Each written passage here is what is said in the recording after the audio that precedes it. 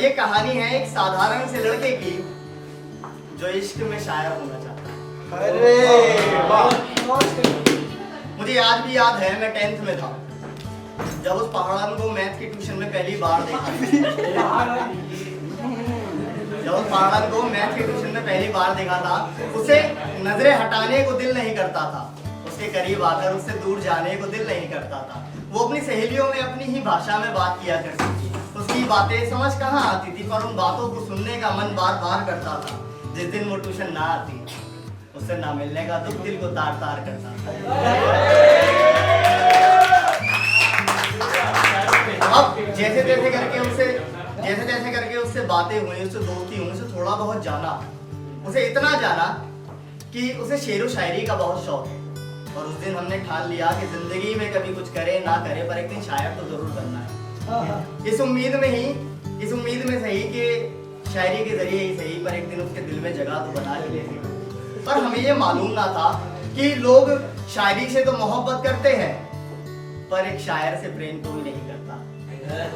पर फिर भी हमने अपनी कलम को रोका नहीं। हमने लिखा कि जरूरी तो नहीं कि मोहब्बत सिर्फ उससे की जाए जिससे बदले में कुछ मिले। जरूरी तो नहीं मोहब्बत सिर्फ उसी से की जाए जिससे बदले में कुछ मिले। ऐसी मोहब्बत तो व्यापार है ना। उसे खो देने के डर से हमने अपना इश्क पन्नों में छुपा कर रखा। शायद यही तो सच्चा प्यार है।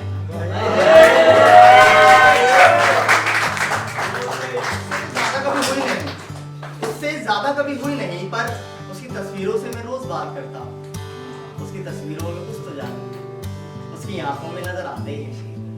उसकी तस्वीरों में कुछ तो जादू है, उसकी आंखों में नजर आते हैं शेर। हमारी कलम पे इल्जाम है कि हम उसकी आंखों से सुनाते नहीं। हाँ, उसकी तस्वीरों में कुछ तो जादू है, उसकी आंखों में नजर आते हैं शेर। उसकी तस्वीरों में कुछ तो जादू है, उसकी आंखों में नजर आते हैं शेर। हमारी कलम पे इल्जाम है कि हम उसकी आंखों से चुराते हैं शेर।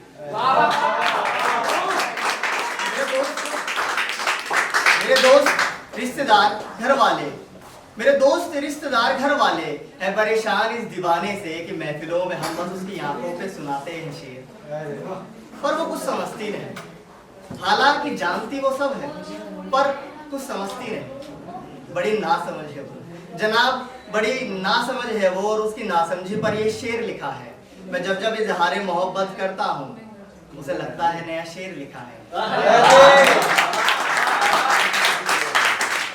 जब इजहार मोहब्बत करता हूँ, उसे लगता है नया शेर लिखा है। जहाँ इश्क लिखना हो, मैं उसका नाम लिखता हूँ। क्या बात है!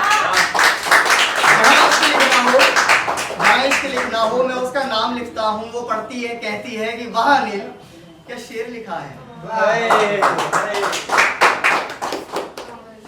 मुझे 2 साल लगे उसे ये बताने में कि मुझे प्रेम है उससे। उसने एक पल ना लगाया इनकार करने में। उससे बातें होनी कम हो गई। उसे याद करके एक रात मैं रोया बहुत, और जब चुप हुआ तो मैंने लिखा कि कभी कभी होती हैं, पर अब बातें इतनी खास नहीं होती। कभी कभी होती हैं, पर अब बातें इतनी खास नहीं होती। आजाद कर रहा हूँ खुद को मैं तेरी कैद से, एक तरफा मोहब्बत अब बर्दाश्त नहीं होती।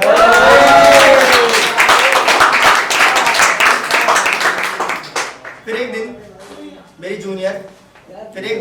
13 जैन 2016 को मेरी जूनियर मेरे घर आती है मुझे लोहड़ी के लिए इनवाइट करने के लिए। और मैं ये कहकर मना कर देता हूँ कि नहीं, 12th के एग्जाम्स आ रहे हैं, मैं नहीं आ सकता। और वो सिर्फ 4 शब्द कहती है। वो कहती है कि सोच लो, वो आएगी। और मैं मन ही मन ये सोचता हूँ कि अब इनकार तो वो कर ही चुकी है, उससे प्यार करके क्या फायदा, उसका इंतजार करके क्या फायदा। और मैं बस इतना कह देता हूँ कि ठीक है, हम समय पर आ जाएंगे। अब हम वहाँ समय पर पहुँचते हैं।